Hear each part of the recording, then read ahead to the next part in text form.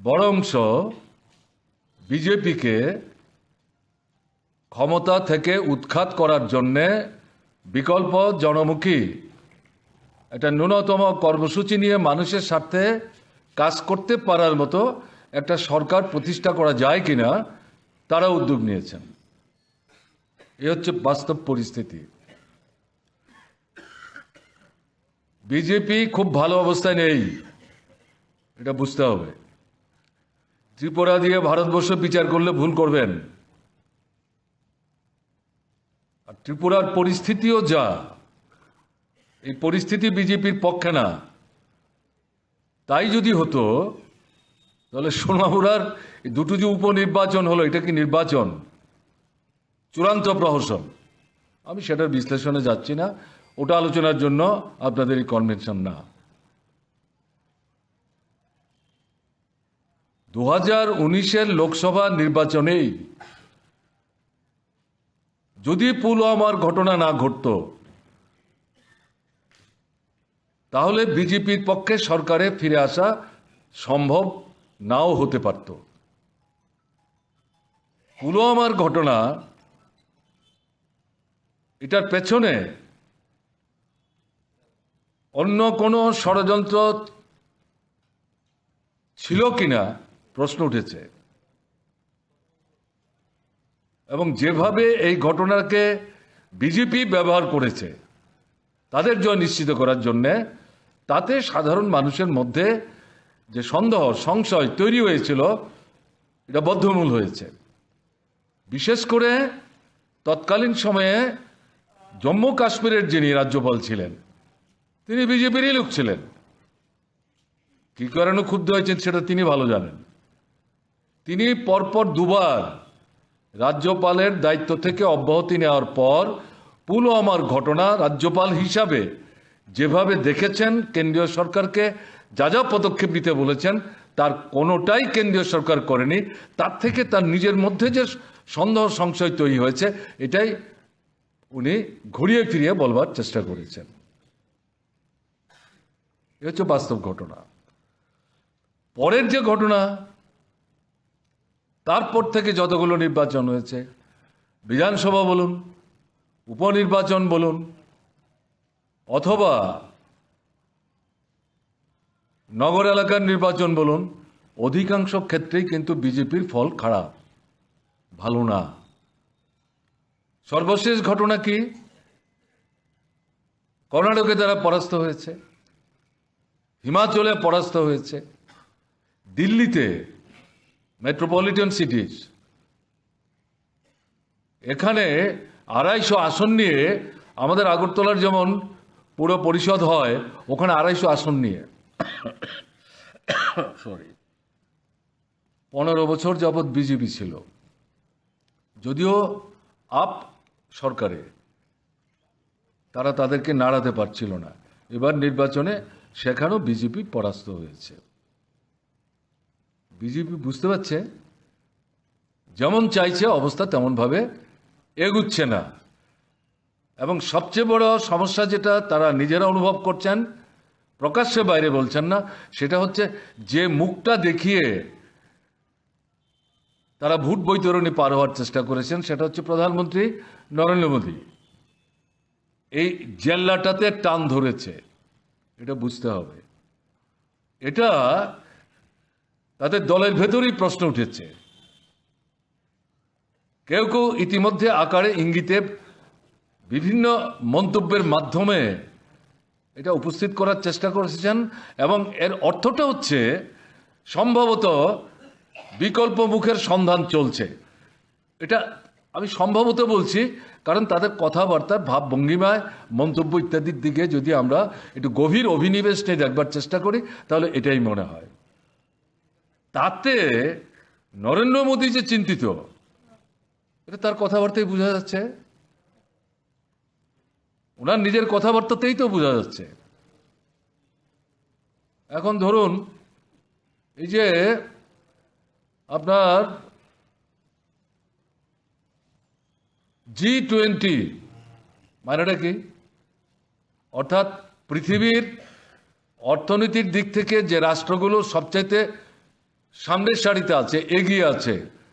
প্রথম ছিল তাদের 7টা এরকম দেশকে নিয়ে একটা মঞ্চ, এটাকে G7 বলা হতো। এখন এটা বাড়িয়ে তারা করেছে G20, এটা এখন হয়েছে মানে এই ধরনের 20টা দেশ। এতে গত বছর, এটা প্রত্যেক বছরই এক একটা দেশের যিনি রাষ্ট্রের মানে প্রশাসনিক দিক থেকে সেই দেশের প্রধান, তিনি সভাপতি হন। গতবারের টার্গেট ছিল ভারতবর্ষের, তাতে গিয়ে নরেন্দ্র মোদী তিনি প্রধানমন্ত্রী। আমাদের তো রাষ্ট্রপতি হচ্ছে ফিগারেটিভ হেড, আসল তো মূল ক্ষমতা প্রধানমন্ত্রীর, সংবিধানে তার হাতেই ক্ষমতা, ফলে তিনি তার সভাপতি হয়েছেন। এটাকে এমনভাবে উপস্থিত করা হলো, বিশ্বগুরু, বিশ্ব নেতা, এগুলো সমস্ত নরেন্দ্র মোদী ঠিক করে দেওয়া ফ্রেজ, এগুলো বাইরে থেকে কেউ আনেনি। এবং সবচেয়ে বড় কথা হচ্ছে, এই যে দিল্লিতে কিছুদিন আগে 2 দিনের অনুষ্ঠান হলো, হাজার হাজার কোটি টাকা খরচ হয়েছে।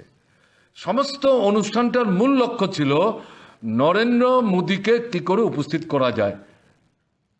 মিটিংটা কিন্তু G20, আর সারা দিল্লিতে মানে 6 লাখ হলো শুধু নরেন্দ্র মোদীর ছবি দিয়ে। প্রশ্ন উঠেছে কি ব্যাপার। এবং সবচেয়ে বড় কথা হচ্ছে, বাইডেন আমেরিকার রাষ্ট্রপ্রধান দ্বিপাক্ষিক আলোচনার পর নরেন্দ্র মোদীর সাথে সাংবাদিকদের সামনে কথা বলতে যেতে চাইছেন, বলছে না এখানে সাংবাদিক সম্মেলন করা যাবে না। অদ্ভুত ঘটনা। সেই ভদ্রলোক আপনার ভিয়েতনামের হ্যানয়ে গিয়ে ওখানে সাংবাদিক সম্মেলন করে নরেন্দ্র মোদীর সাথে কি কথা হয়েছে সেই কথাগুলো সেখানে ফাঁস করেছেন। কি বলেছেন?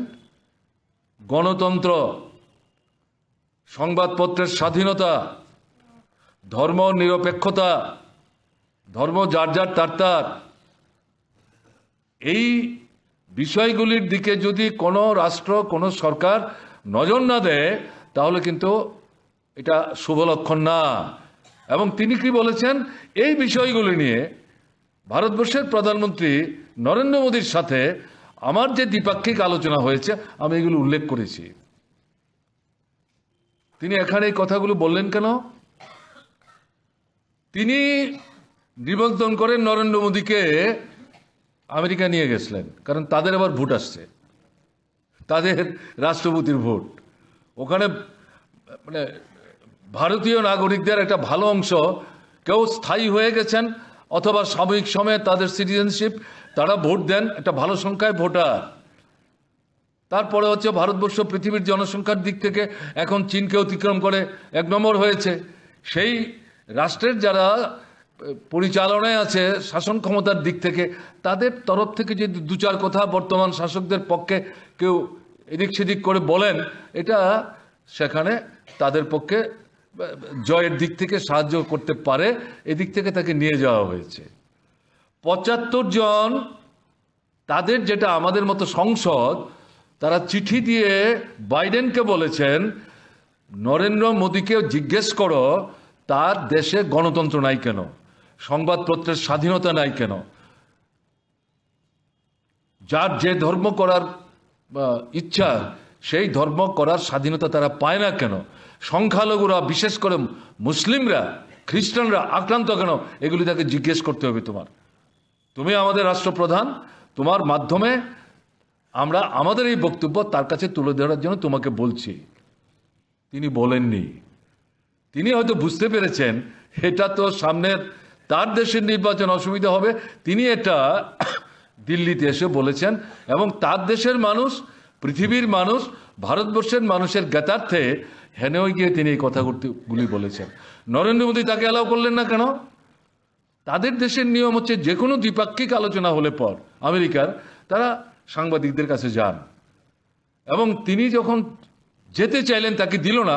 তিনি বললেন, ঠিক আছে, আপনারা যদি আপনাদের দেশের সাংবাদিকদের আসতে না দেন, এটা আমার কিছু করার নেই, কিন্তু আমাদের দেশের যারা সাংবাদিক, তারা তো আমার কাছ থেকে কথা শুনতে চান, তারা তো অপেক্ষা করছে আমি তাদের কাছে বলতে চাই। বলে না, এটাও করা যাবে না। কারণটা কি? বললে পরে এই যে আলোচনা খুলি নরেন্দ্র মোদীর সাথে হলো, এগুলিতে তিনি বললেন, তা এতে তার সম্মান বাড়লো না কমলো? তারপরে কি, তিনি রাষ্ট্রগুরু হতে চাইছেন, বিশ্বগুরু হতে চাইছেন। যে 20টা দেশকে নিয়ে এই মিটিংটা হলো, আমি একটু বলে সময় নেব না, আমাদের এই সংগঠনের যিনি সর্বভারতীয় কমিটির সাধারণ সম্পাদক ডক্টর ডোম, তিনি উল্লেখ করেছেন 20টা দেশের মধ্যে তিনি বিশ্বগুরু হতে চাইছেন।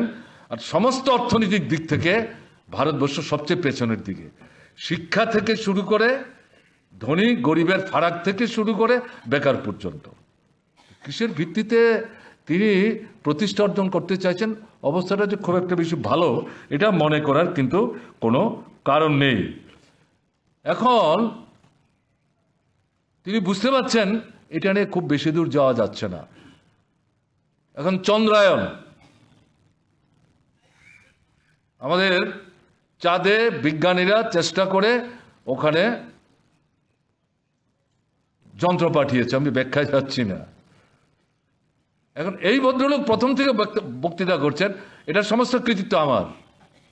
আরে 60-62 বছর যাবৎ আমাদের দেশের বিজ্ঞানীরা, কারণ এর আগে আমেরিকা, রাশিয়া, তারা ওখানে তাদের যন্ত্রপাতি পাঠিয়েছে, ওখানে অজানা জিনিস জানবার চেষ্টা করছে, এবং এটা মানব কল্যাণে, জনকল্যাণে কি করে কাজে লাগানো যায় এগুলো উদ্ঘাটন করার চেষ্টা করছে। এটাই তো বিজ্ঞান, অজানা রহস্যের সন্ধান, তার থেকে সত্য উদ্ঘাটন, এবং এটা মানুষের কল্যাণে কি করে কাজে লাগানো যায়।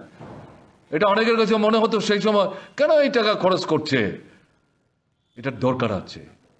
কাজেই এখন এই ভদ্রলোক আমাদের প্রধানমন্ত্রী এমনভাবে উপস্থিত করলেন যেন এর আগে আমাদের দেশে এই বিজ্ঞান নিয়ে কোনো কাজকর্ম কিছু হয়নি। 60 থেকে 62 বছর যাবৎ সেটা হচ্ছে, জওহরলাল নেহরুর সময় থেকে শুরু হয়েছে। এখন দেখা যাচ্ছে আমাদের দেশের বিজ্ঞানীরাই বলছেন, অর্থাৎ ঘুরিয়ে, এটা দীর্ঘ ধারাবাহিক বৈজ্ঞানিক যে প্রক্রিয়া, যে প্রচেষ্টা, পরীক্ষা নিরীক্ষা, তার ফলশ্রুতি। অর্থাৎ নাম উল্লেখ না করে ঘুরিয়ে বলছেন, প্রধানমন্ত্রী আপনি যতই কৃতিত্ব আপনার পকেটে নেওয়ার চেষ্টা করছেন, এখানে আপনার কোনো কৃতিত্ব নাই। এটা হচ্ছে দেশের বিজ্ঞানীদের সাফল্য, এবং নিঃসন্দেহে এটা সাফল্য।